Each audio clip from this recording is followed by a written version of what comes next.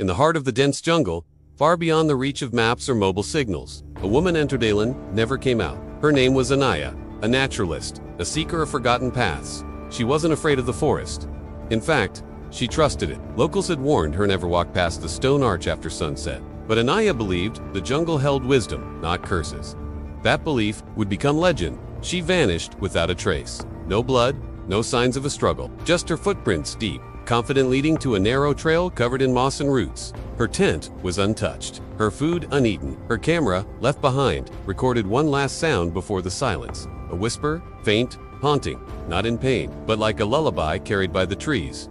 Days turned into weeks. Search teams came, equipped with drones and dogs. Nothing. The forest offered no clues. But then, something strange began to happen. Locals claimed they heard a soft voice at dusk near the banyan grove where she was last seen. A voice humming, not screaming, not calling for help, just humming, like a song that never ended. Like she was still walking between the trees. Animals too behaved oddly. A usually aggressive jaguar was seen sitting still in that area for hours. Birds flew in circles above the same spot every evening. A monkey placed berries at the foot of the banyan, then bowed its head, as if in mourning or respect. Then came the recordings. Campers passing by accidentally captured sounds on their devices, whispers that couldn't be traced. When played back, one phrase stood out, repeated softly.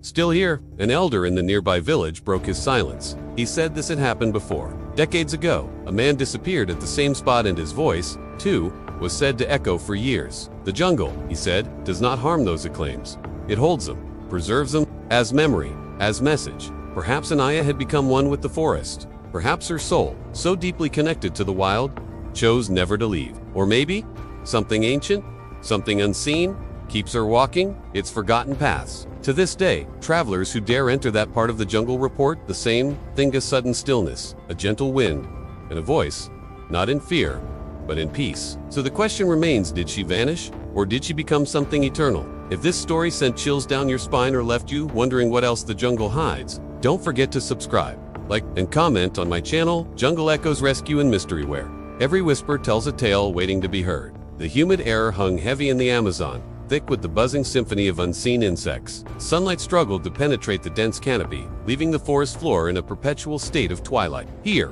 time seemed too slow, measured in the slow creep of vines and the patient rustle of leaves. This was the world Anaya knew and loved, a world now shrouded in mystery. She had been drawn to this place by an unexplainable pull, a sense of homecoming she couldn't define. For weeks, she'd trekked through this emerald labyrinth, her senses attuned to the forest's whispers, her spirit soaring with each step. She'd laughed at the locals' warnings about the cursed jungle path, about the spirit that lurked beyond the stone arch, claiming unsuspecting souls. To her, the stories were merely folklore, tales to keep the unwary at bay. Now, standing at the base of the musk-covered arch, the dense foliage around her seeming to close in, she felt a sudden prickle of unease. The air grew colder, the laughter dying on her lips. With a deep breath, she stepped into the unknown. As twilight deepened, she walked deeper into the forest. The arch seemed to be only the beginning, leading her into a part of the jungle untouched by modern eyes. The canopy grew thicker, the light more dim, and yet she wasn't afraid. She was lost, yes, but not afraid.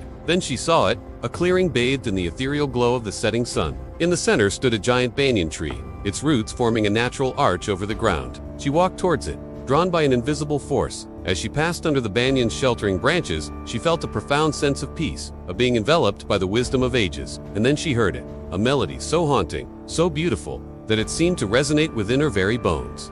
It was a lullaby, a dirge, a song of ages. And as she stood there mesmerized, the voice faded into the deepening twilight. Panic tightened its grip on her chest, but she forced it down. She was a scientist. There was an explanation for everything. Lost her way, probably just a trick of the acoustics. An animal, she told herself, though she couldn't quite place the sound. She needed to get out of here, away from the unsettling tune and the oppressive embrace of the ancient trees. She started walking, her steps quickening, but the forest seemed to have no end. The path, if it had ever been there, was gone, and the banyan, with its haunting song, seemed to mock her growing panic. Then she saw it, a faint glimmer of light through the trees. Hope surged through her, guiding her towards the opening. But as she emerged into a small clearing, she realized it was a dead end. Before her stood a sheer rock face, its surface as smooth and featureless as if chiseled by an unseen hand. There was no way around it or over it, and the forest behind her, with its endless maze of trees, offered no way out. Despair threatened to engulf her. but she pushed it away. She had to stay calm, find a solution. She examined the rock face, searching for a handhold, anything that could offer purchase. Suddenly, she'll notice something. A narrow ledge, barely wide enough for her to stand on, ran along the base of the cliff. It looked precarious, almost impossible to access. With a deep breath, she tested the rocks beneath her feet. They were solid, unyielding. Then she saw it, a series of shallow indentations, almost imperceptible, but clearly meant a ladder, hidden in plain sight. She tested it with a tentative touch. It held.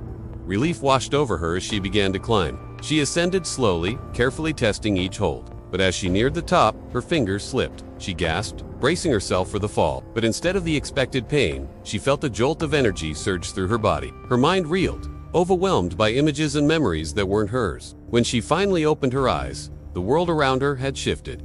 The rock face had vanished, replaced by the familiar moss-covered arch. The sky above was dark, the first stars beginning to appear. The banyan tree loomed nearby, silent and imposing, and the path leading away from the arch was clear. Shakily, she stepped onto the path and walked away from the arch.